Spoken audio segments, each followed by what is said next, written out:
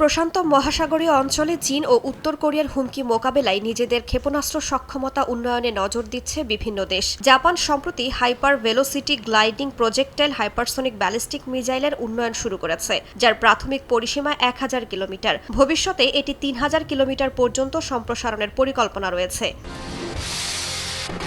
দক্ষিণ কোরিয়া আঞ্চলিক নিরস্ত্রীকরণে জোর দিচ্ছে। হিউনোমু 5 ব্যালিস্টিক মিসাইল 3000 কিলোমিটার পর্যন্ত পৌঁছায় এবং 8 টন ওজনের যুদ্ধাস্ত্র বহন করতে সক্ষম। এছাড়া হাইপারসনিক ক্রুজ মিসাইলের উন্নয়ন চলছে, যা আকাশ, সমুদ্র ও স্থল থেকে উৎক্ষেপণযোগ্য। এগুলোর উদ্দেশ্যই হল উত্তর কোরিয়ার হুমকি মোকাবিলা।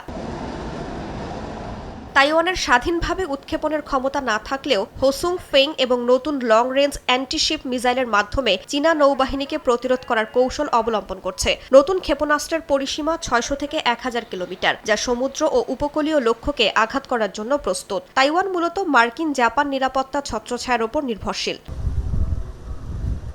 এশিয়া প্যাসিফিক অঞ্চলে সাম্প্রতিক সময়ে চীন যুক্তরাষ্ট্র উত্তেজনা বেড়েছে। বেইজিংয়ের প্রভাব মোকাবিলায় মিত্র জাপান, দক্ষিণ কোরিয়া ও তাইওয়ানকে নিয়ে বিভিন্ন মহড়া প্রদর্শন করছে ওয়াশিংটন। প্রতিরক্ষা শিল্পকে শক্তিশালী করার লক্ষ্যে কাজ করছে। বিশ্লেষকরা বলছেন, জাপান, দক্ষিণ কোরিয়া ও তাইওয়ানের ক্ষেপণাস্ত্র কর্মসূচি আঞ্চলিক সামরিক ভারসাম্যকে নতুন রূপ দিচ্ছে। তাদের মতে, পূর্ব এশিয়ার দেশগুলো ধীরে ধীরে মিসাইল যুগে প্রবেশ করছে।